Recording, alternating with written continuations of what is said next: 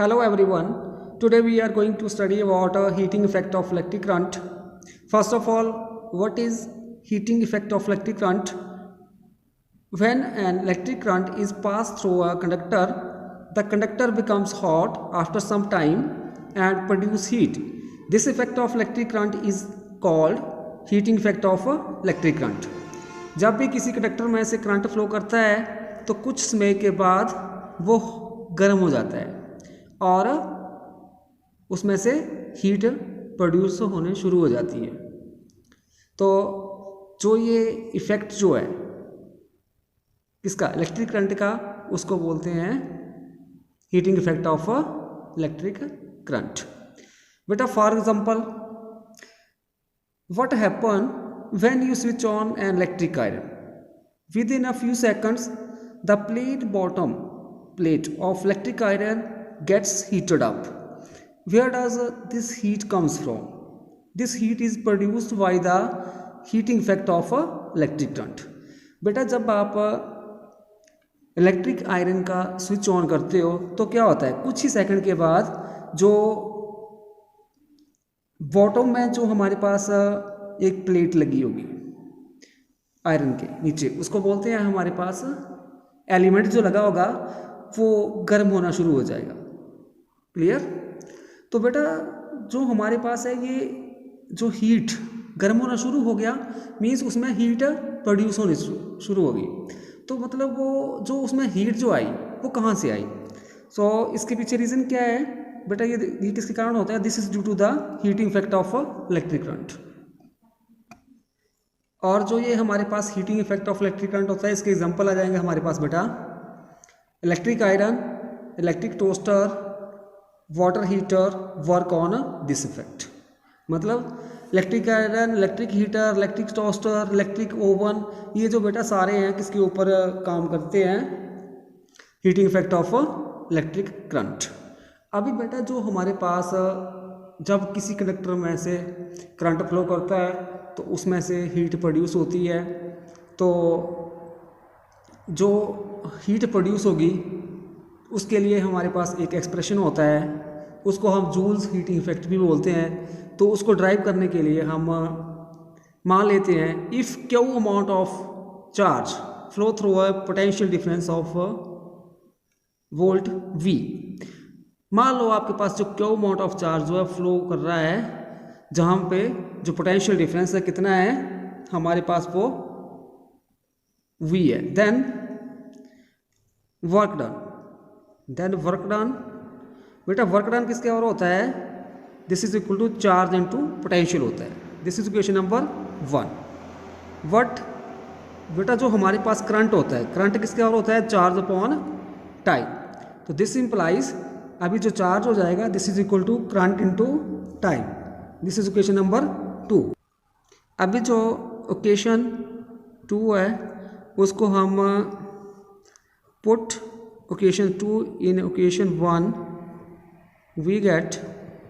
तो हमारे पास जो क्यू की वैल्यू है वो यहाँ पे भरनी है आपने।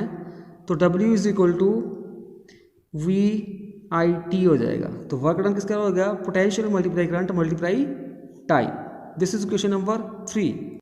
अभी बेटा अकॉर्डिंग्स टू ओम्स लॉ, जो ओम्स लॉ है उसके अकॉर्डिंग क्या होता है कि जो हमारे पास पोटेंशियल डिफरेंस होता है डायरेक्टली प्रोपोर्शनल टू करंट, तो V is equal to I R हो जाएगा। This is equation number 4। अभी क्या करेंगे बेटा, जो V की वैल्यू जो है आई आर हम यहाँ पे भरेंगे इक्वेशन 3 में। Put equation 4 in equation 3 we get. तो हमारे पास क्या आ जाएगा? Work done W is equal to, अभी B की जगह आई आर आ गया, आई आर आई टी। तो this is equal to I square R T. तो वर्क डन किसके और हो जाएगा? I square R T. और this work done converted as a heat energy. This work done is converted into energy. So into energy, और किस तरह की एनर्जी होगी वो? That is heat energy. तो हमारे पास वर्क डन की जगह हम क्या लिखते हैं, हीट एनर्जी। तो H is equal to I square R T. तो बेटा जब भी हमारे पास किसी कंडक्टर में से करंट फ्लो करेगा और वो हीट प्रोड्यूस करना शुरू कर देगा, मतलब उसमें हीट जो प्रोड्यूस हो जाती है, मतलब उसमें वो हीट होना शुरू हो जाता है, तो जो हीट प्रोड्यूस होगी वो किसके बराबर होगी, आई स्क्वायर आर टी। मतलब करंट का square multiply resistance multiply time. This is question number 5। This implies heat energy, जो हीट एनर्जी होगी, heat is directly proportional to, किसके हो जाएगा बेटा, प्रोपोर्शनल टू करंट का स्क्वायर, मतलब प्रोपोर्शनल टू करंट, मतलब स्क्वायर ऑफ करंट। ठीक है। और सेकंड वन, एच प्रोपोर्शनल किसके है, आर के। ठीक है। ये क्या होता है, रेजिस्टेंस प्रोपोर्शनल टू रेजिस्टेंस। और थर्ड एच भी प्रोपोर्शनल किसके है, टाइम के, H proportional to time.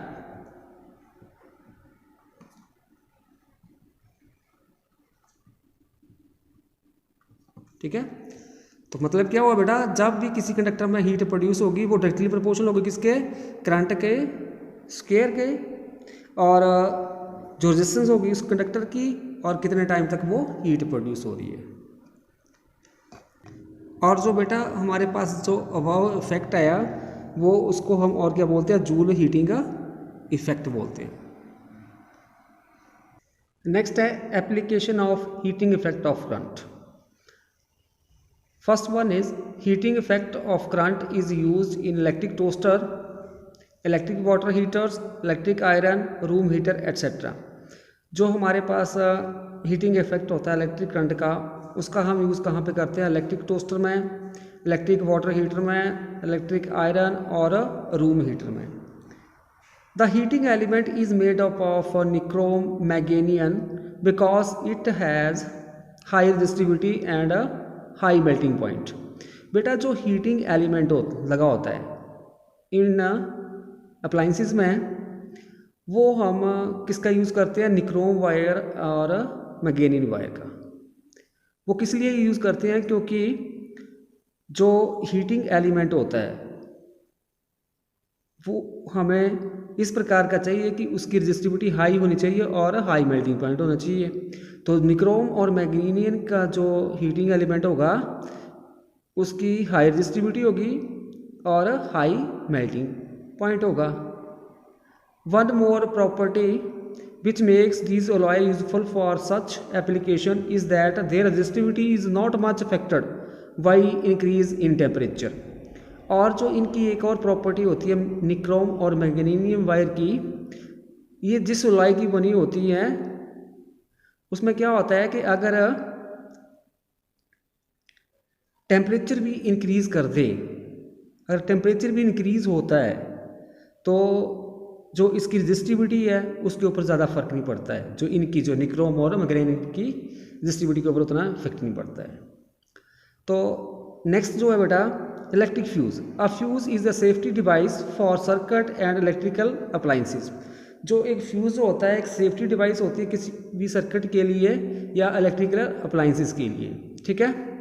A fuse wire has low melting point. जो फ्यूज़ वायर होती है उसका लो मेल्टिंग पॉइंट होता है। When high current passes through the fuse wire, it melts due to the heating effect of current and the circuit breakdowns, thereby protecting the appliances from the high current damage। क्या होता है बेटा, जब हमारे पास कोई भी सर्किट है उसमें से क्या होता है ज़्यादा करंट फ्लो करता है, मतलब उससे क्या होगा ज़्यादा हीट प्रोड्यूस हो जाएगी। तो जो ये हमारे पास जो फ्यूज़ वायर होती है वो मेल्ट हो जाती है, उससे क्या होता है सर्किट ब्रेक हो जाता है। तो उसके बाद जो है जो आपने घरों में अप्लाइंसेस लगाए हैं तो वो डैमेज नहीं होते हैं। ठीक है। A fuse is connected in live wires. जो फ्यूज़ जो है उसको हम लाइव वायर में कनेक्ट करते हैं। थर्ड वन है the heating element also used in electric valve. जो हीटिंग एलिमेंट है ऑफ इलेक्ट्रिक करंट उसको हम इलेक्ट्रिक बल्ब में भी यूज़ करते हैं। When electric current pass through the tungsten filament due to the heating effect of current the element become white hot and emit light. बेटा जो valve में हम फिलामेंट यूज़ करते हैं वो किस मेटल का बना होता है? टंगस्टन का बना होता है। जब उसमें से करंट फ्लो करता है एलिमेंट से तो वो क्या फर्स्ट ऑफ ऑल वो वाइट हॉट हो जाता है और उसके बाद लाइट एमिट करना शुरू कर देता है। In the other word tungsten filament becomes incandescent. Tungsten is use as it has a high melting points near about 3380 degree Celsius. बेटा जो टंगस्टन का जो है हमारे पास फिलामेंट जो है हम इलेक्ट्रिक बल्ब में यूज़ करते हैं क्योंकि उसका जो है हाई मेल्टिंग पॉइंट होता है।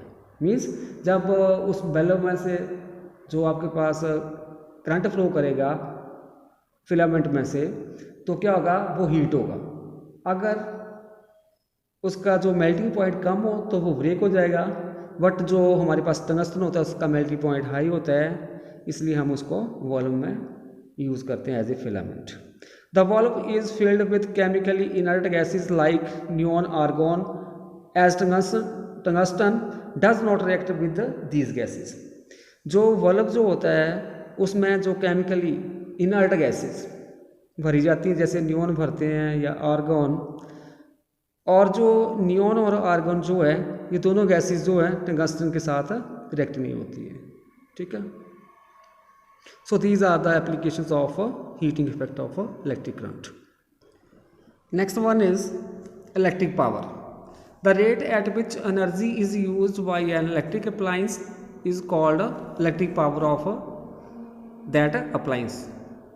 मतलब कोई अप्लाइंसेस है आपके पास, वो एनर्जी का किस तरह से और कितना अमाउंट जो यूज़ करता है वो उसकी क्या कहलाती है? That is known as the electric power of that appliance. और in generally we know that power is equal to work upon time. Power क्या होता है हमारे पास? Work upon time. और वर्क किसके रूप में होता है? In the form of energy upon time हो गया था। ठीक है। Power is equal to energy upon time. Now इसको हम लिख सकते हैं P is equal to W upon T।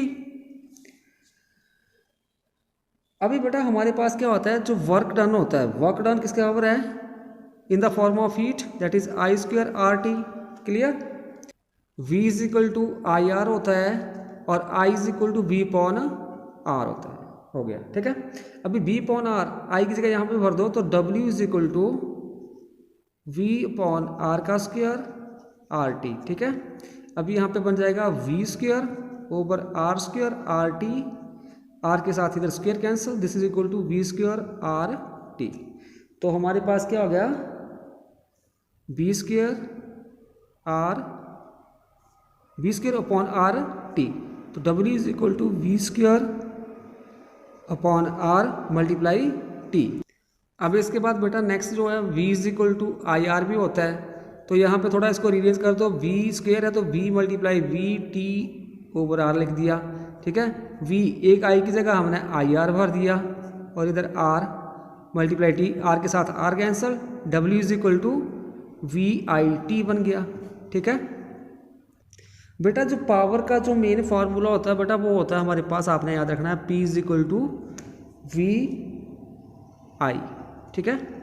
Power किसके होता है? Potential into current. ये किस में आ गया? In terms of V and I। ठीक है। जब आपके पास न्यूमेरिकल में V और I गिवन होगा तो आपने P निकालना है, पावर निकालनी है, तो आप ये फार्मूला यूज़ करोगे P is equal to VI। ठीक है। अभी हम इसी फार्मूले को रीअरेंज करके देख लेंगे कैसे करेंगे। वैल्यू पुट करेंगे क्योंकि हमारे पास V is equal to RI होता है, तो बेटा यहाँ पे क्या करेंगे हम आई की जगह क्या भर देंगे, V अपॉन आर। तो बेटा यहाँ पे आप भर दो